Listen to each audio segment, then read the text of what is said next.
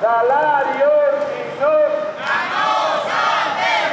En esta asamblea, que debemos considerarla como un éxito, polo resultado e análise que moi acertadamente os delegados e delegadas foron analizando a situación en cada unha das súas empresas, en cada un dos sectores. Serviu para darnos conta a todos e todas de que os problemas que teñen uns son exactamente os mesmos que teñen outro, inda que poidan ser sectores non exactamente iguales, é dicir, as problemáticas que poden ter as empresas enerxéticas ou de transformación son semellantes en canto ao resultado aos que poden ter a automoción, o naval, e sobre todo algo transversal que nos afecta a todos, que é a negociación colectiva. Na negociación colectiva nos estamos encontrando en todos os casos con unha patronal que dunha forma moi básica busca a fórmula de trasladar aos traballadores e traballadoras a situación na que estamos e con medidas moi arbitrarias, porque se agora lles vale como excusa a guerra, hasta fai 4 días o que buscaban era o absentismo, que son, en todo caso, fórmulas de trasladar aos traballadores esa situación. Nos,